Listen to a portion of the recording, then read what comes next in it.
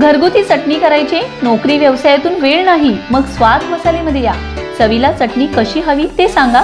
निवडक मसाले भाजून, कांदा शिजवून बारीक अशी चटणी करून देणार, तेही तुमच्या नजरेसमोर. वा, आत्ता तुमच्या जेवणाला चव येणार. प्रत्येक गृहिणी अभिमानाने स्वाद मसालेचंच नाव घेणार. आमचा पत्ता स्वाद मसाले, गेस्ट हाऊस शेजारी पलूस, साळशिंगे रोड, महात्मा विद्यालय शेजारी विटा. संपर्क 99 600 25 215 88 558 081 62.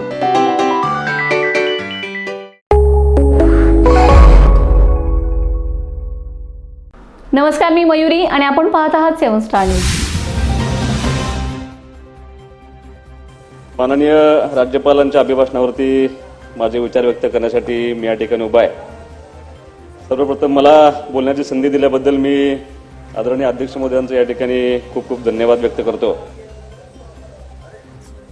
महायुतीचं सरकार आल्यापासून गेल्या 2.5 वर्षाचा अनुभव पाहता एक उक्ती अत्यंत चांगल्या पद्धतीनं मला या ठिकाणी आठवते. देणाऱ्यानं देत जावे आणि घेणाऱ्यानं घेत जावे अशी एक सुंदर कविता आहे.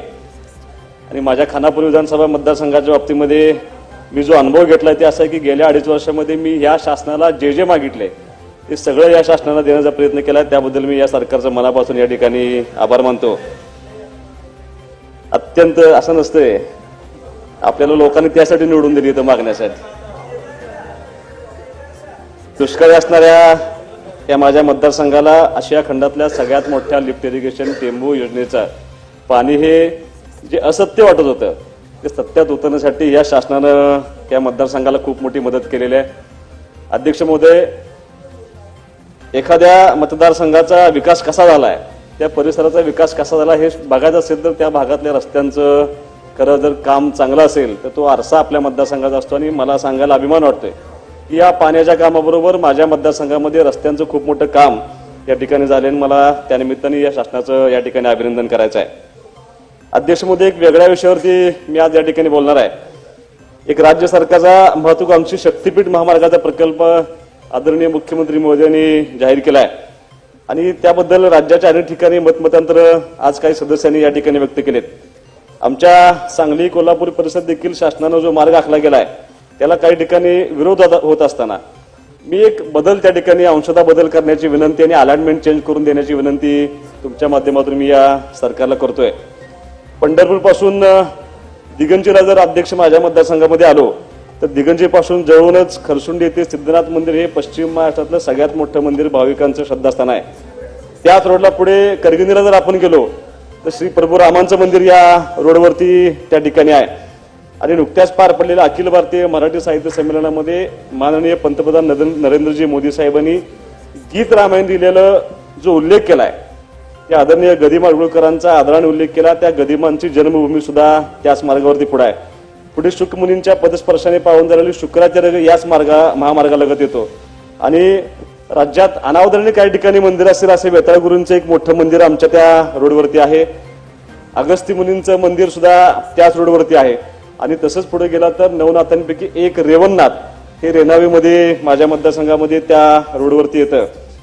अख्ख्या देशभर सोने चांदीचा आणि गलाई व्यावसायिकांचा व्यवसाय करणारा माझा मतदारसंघ आणि त्याच रोडवरून पुढे विटा शहरापासून पुढे आल्यानंतर महाराष्ट्रातील दत्तभक्तांचे श्रद्धास्थान असलेले औदुंबर मार्गे इस्लामपूर आणि त्याच मार्गे आपण कोकणामध्ये उतरू शकतो. कोकणामधून येणाऱ्या अनेक पालख्या या त्या मार्गावरून पंढरपूरला त्या ठिकाणी येऊ शकतात. मी हा अंशतः बदल करण्याची विनंती मी तुमच्या माध्यमातून या ठिकाणी सरकारला करतोय.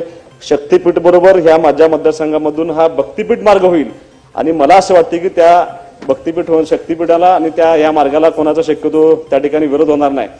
अध्यक्ष महोदय, मुद्दा क्रमांक 24च्या अनुषंगाने माझ्या मतदारसंघामध्ये अगदी दुष्काळी तालुका होता तो आता मतदारसंघ टेंबू उपसा सिंचन योजनेच्या माध्यमातून खूप चांगल्या पद्धतीनं सुजलाम झालाय. आणि मी या सरकारचं आभार मानतो की प्रधानमंत्री कुसुम आणि मुख्यमंत्री सौर कृषी वाहिनी योजना मागेल त्याला सौर पंप या योजनेच्या माध्यमातून ह्या मतदारसंघातल्या सगळ्या शेतकऱ्यांना खूप मोठा न्याय देण्याची भूमिका त्या ठिकाणी घेतली. त्यात फक्त एक विनंती तुमच्या माध्यमातून एवढीच करायचं आहे, ज्या ठिकाणी टेक्निकल अडचण असेल, ज्याचं क्षेत्र आणि विहीर याच्यामध्ये खूप मोठं अंतर असेल आणि ड्रीप असेल, त्या शेतकऱ्यांना आपल्याला काहीतरी मार्ग काढून त्याला रुटीन प्रमाणे कनेक्शन देण्यासाठी काय करता येते का यासाठी आपल्याला त्या ठिकाणी प्रयत्न करावा लागेल. अध्यक्ष महोदय, मुद्दा क्रमांक 26 नुसार प्रत्येक नागरिकाला पक्के घर देण्याचा आपला शासनाचा निर्णय झालेला आहे आणि खूप मोठ्या प्रमाणावरती ह्या वेळेला ह्या राज्य शासनाला आपल्याला प्रत्येक मतदारसंघामध्ये प्रचंड मोठी घरकुलांची संख्या त्या ठिकाणी आली. माझ्या मतदारसंघामध्ये जवळपास 5,000 लोकांना आपण त्या ठिकाणी घरकुल देतोय. मी खास करून मुख्यमंत्री आदरणीय देवेंद्र फडणवीस साहेब, आमचे दोन्ही उपमुख्यमंत्री, आमचे ग्रामविकास मंत्री आदरणीय जयकुमार गोरेभाऊ या ठिकाणी उपस्थित आहेत. त्या सर्वांच्या एका गोष्टीबद्दल मी अभिनंदन करेन की तुम्ही 50,000 रुपये भाव देण्याचा तुम्ही जो वाढीव निधी निर्णय घेतलाय त्याबद्दल तुमच्या सर्वांचा मी या शासनाचा या ठिकाणी खूप मोठं आभार मानतो. फक्त जाहीर झाले नाहीत तर पहिला हप्ता त्या सगळ्यांच्या खात्यावरती त्या ठिकाणी जमा झालेला आहे.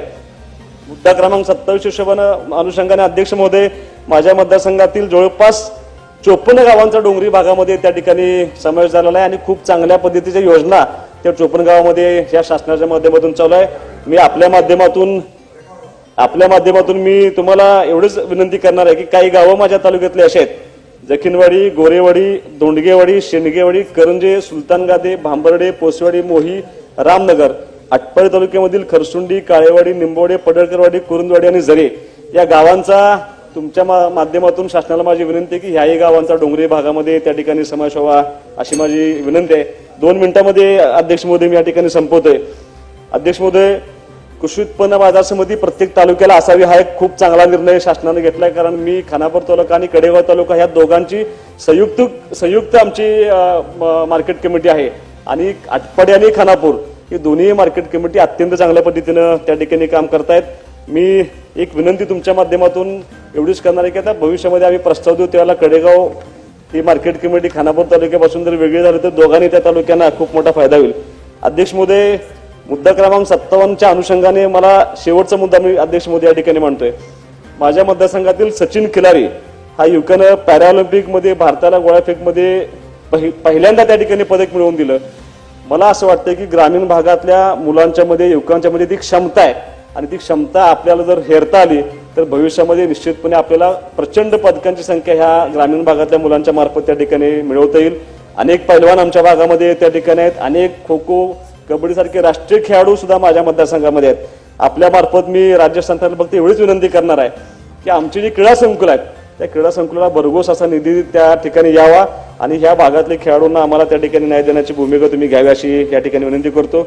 ज्याचा तर अध्यक्ष महोदय मला एवढंच सांगायचं आहे, आज खूप जणांनी रेशीम ह्या उद्योगावरती बोलण्याचा त्या ठिकाणी प्रयत्न केला. रेशीमचा खूप मोठं आता बेल्ट हा माझा मतदारसंघ त्या ठिकाणी होऊ पाहतोय. एक अध्यक्ष अधिकाऱ्यांची त्या ठिकाणी अडचण आहे. मला कदाचित मी ती अडचण तुमच्या मार्फत शासनाकडून सोडवावी अशी विनंती करतोय. त्या डिपार्टमेंटला जो अधिकारी जातो ते साईड पोस्टिंग असतं अशी भूमिका त्या अधिकाऱ्यांची असते आणि जे IAS ऑफिसर त्या ठिकाणी अधिकारी म्हणून जातात ते फील्डवरती न जाता काम करण्याची भूमिका असते. त्यामुळे कदाचित ह्या रेशीम उद्योगामध्ये फील्डवरती गेल्याशिवाय त्या लोकांना अनुदान देता येत नाही.